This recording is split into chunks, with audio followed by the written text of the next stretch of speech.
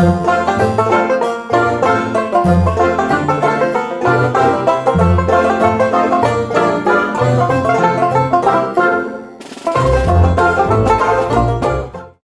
lagi bareng konten jalan-jalan Mbak El. Nah, hari ini akan cerita-cerita ngobrol-ngobrol biasa bareng Pak Tukang, sang pembangun Riviera.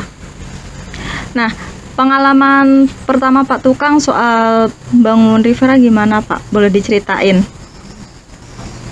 Memang awal cerita tentang pembangunan Riviera itu dari settingan awal atau dari perencanaan semula itu belum ada, atau tidak ada niatan untuk membangun taman Riviera, itu belum ada, tidak ada niatan seperti itu. Awalnya ini bangun apa Pak sebelum punya niatan untuk bangun Riviera? Awalnya kami diminta untuk suruh bikin rumah tempat gudang makanan penyimpanan pengembangan ikan, termasuk tempat penunggu yang merawat ikan itu sendiri. Oh, jadi rencana awal ini buat tempat budidaya ikan. Iya. Terus Bapak disuruh bangun ini tempat untuk gudang penyimpanan makanan ikan sama tempat Cuman ini itu jaga. awal ceritanya cuman itu awal mulanya. Nah, setelah berjalan saya membuat bangunan pondok yang sekarang kita sebut pondok itu kan, Iya. pondok tingkat. Nah, baru berjalan sekitar 2 minggu kemudian, ceritalah kami setelah makan siang itu sama yang namanya Pak D yang ngajak saya atau yang meminta saya suruh membangunkan tempat pengembang biakan ikan itu sendiri. Nah, setelah itu dalam celoteh atau gurian setelah makan siang itu nanya ke saya Pak D itu, tanah depan itu tanah siapa? Ya tanah milik Mama lah, atau tanah yang sedang kita bangun juga. Iya. Lokasi untuk tempat pengembangan biakan ikan ini kan, aku bilang gitu. Dalam isengan itu Pak D nyelonong tanya, baiknya untuk apa ya Tukang? Aku juga jawabku sambil guruan, yaitu bisa jadi dijadikan taman atau dibentuklah layaknya seperti danau, nanti di tengahnya dibikin pulau-pulauan kecil atau gimana. Nah, kedepannya kan kalau toh memang cerita itu jadi bisa lebih jauh dari itu kan gitu. Iya. Oh iya, tanah depan itu katanya dulu bekas ini ya Pak, dompengan. Iya betul. Kawasan yang sekarang jadi Taman Riviera itu seluruhnya bekas sisa dompengan. Jadi yang ada itu hanya hamparan pasir sama semak belukar. Nah, kalau yang aliran sungai itu memang udah ada dari dulu sungainya Oh, kayak tidak, gitu atau tidak. ini dibentuk? Aliran sungai bisa dibilang itu kocar-kacir, tidak tentu arah, tidak tahu kemana yang disebut itu aliran mana jalur sungainya, karena setelah bekas sisa dompengan pasir itu air menyebar dan berserak mengalir kemana-mana gitu. Jadi hamparannya tidak tentu, jadi mau disebut mana aliran sungai yang sesungguhnya itu sudah nggak ada lagi. Oh. Gitu. Nah, setelah terbentuk dengan ide kreatif kelanjutannya ya seperti yang sudah sama-sama kita lihat. Karena dari kembali ke cerita semula tadi, setelah kami berbincang-bincang setelah makan siang itu tadi, setengah bulan kemudian Pak D itu coba-coba menggambar, tunjukkanlah Nih, ke buat saya. desain. Ya khususnya untuk posisi depan itu tadi, posisi yang sekarang jadi taman bebek, kolam bebek. Yang jadi danau bebek itu ya. Itu ya deh, itu cocok ini. Nanti di sini bisa dibikin bentuk seperti jembatan atau gimana, jalan penghubung ke dari kawasan area jalan ke area darat ke pulau kecil yang kita buat kan. Iya. Nah, setelah itu sebulan kemudian angkat operator EXA digalilah itu. Nah, pada saat penggalian itu aku belum juga menyelesaikan atau belum terselesaikan pekerjaanku untuk membuat pondok itu sendiri, belum selesai. Nah, setelah itu EXA ada sekitar 1 minggu kurang lebihnya gali itu doang, membentuk suatu danau dengan pulau buatan yang sekarang jadi taman bebek, kolam bebek itu. Nah, selesai itu sekitar 3 hari kemudian aku juga selesai, aku bikin pondok. Iya. Nah, ada itu kerjaan. Nah, kebetulan pada saat itu lagi banjirnya besar. Nah, itu aku sedih dibilang suruh. Kalau dulu awal-awal tuh waktu banjir tuh meluap juga gitu Mau airnya. meluap kemana-mana, jalan sampai nggak terlihat jalan, tergenang. Kalau Bahkan sekarang sampai depan pondok kita itu. Oh, dulu sampai situ ya. Kalau sekarang kan udah, walaupun banjir, Ya. walaupun kan udah nggak sampai Karena jalan-jalan. semuanya sudah terantisipasi, proses air mengalir dah lancar, terarah, terkondisikan kan gitu. Hmm.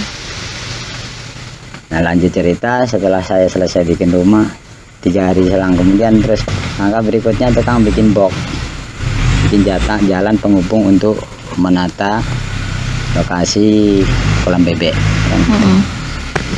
Nah dari pekerjaan yang tersulit itulah bikin box depan pondok. Karena apa? Saat itu lagi musim penghujan, air meluap kemana-mana, sedangkan tuntutan pekerjaan saya harus menyelam, membuat box supaya jadi gimana? Jadi masang mal ya menyelam, gali menyelam.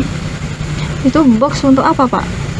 Box untuk penghubung dari jalan ke yang sekarang itu ada musola, ada kamar villa, itu kan ada box kecil itu yang dia bentuk kotak. Dari jalan kan ada tangga. Oh iya iya, Nah, untuk ini arah apa? ke musola. Filter itu. Nah iya, kan sebutannya box itu. Iya. Nah, bentuknya kotak dan memang lintasannya juga kotak kan gitu. Itu pekerjaan tersulit pertama kali ku alami. Karena apa?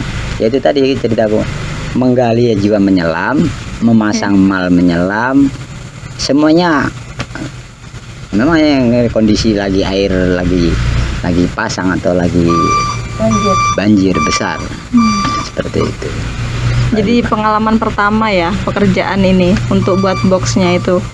Ya sebenarnya enggak juga karena aku juga sudah terbiasa kerja di jalan, bikin box jembatan, bahkan jembatan bukan hanya box jalan besar, Iya. box besar. Nah kalau untuk ceritanya sendiri untuk apa? Itu kan tadi awal mula kenapa ada inspirasi untuk bangun taman. Terus awal bangun tamannya itu tahun berapa tuh, Pak? Awal bangun taman itu akhir 2019. Oh, akhir 2019. Akhir 2019. Jadi masuk ke tahun 2020 itu sudah berjalan 1 tahun. Artinya bangunan yang telah saya buat itu sudah banyak di situ. Nah, baru disitulah terus pembukaan secara besar-besaran atau diresmikan taman ini dibuka untuk umum. Bangunan apa yang udah Bapak buat selama setahun itu? Oh, bilangannya ada banyak. Jembatan aja ada berapa? Pertama, setelah bikin box itu, kami mundur ke belakang, bikin jembatan kecil. Yang di belakang kolam pemancingan. Oh iya, untuk ini, penghubung utama untuk dekat penghubung pendopo itu. Ke pendopo. Setelah jembatan kecil jadi, baru kemudian kami bikin yang namanya pendopo itu. Nah, setelah pendopo jadi, baru kemudian ke musola dulu. Setelah musola, jauh sebelum itu ya tetap kita flashback mundur ke belakang tentang penempatan dulu, alokasi, termasuk dengan alokasi yang mau kita bikin mulai dari pintu air penyaringan, kolam pertama, kolam kedua, yang sekarang kolam kedua itu kita tempatkan musola itu. Baru kemudian bikin kolam bebek, taman Danau bebek. ya, danau bebek termasuk, dan kolam anak-anak itu. Baru kemudian ada bangunan perencanaan bikin minimarket. Memang perencanaan bikin market itu prosesnya panjang. Itu setelah taman yang di tengah sekarang itu, yang posisinya di tengah itu udah jadi udah jadi semua. Itu udah ditimbun juga ya berarti ya, Pak? Sudah ditimbun, sudah terpasang batu gunung. Makanya tahapan demi tahapan sebenarnya kan ya, mulai dari ini cerita proses susunan yang kubangun ya kan. Iya. Pertama itu pondok. Udah pondok, terus box depan. Iya. Tempat penyaringan air itu ya. Iya, dari sungai ke Setelah box depan mundur lagi bikin jembatan mini atau jembatan kecil lengkung yang ke belakang yang bisa aku dahulukan lagi menjelang ini dalam penganalisaan untuk ditindaklanjuti pembangunan minimarketnya, kami bekerja ke belakang, kayak membenahi apa ini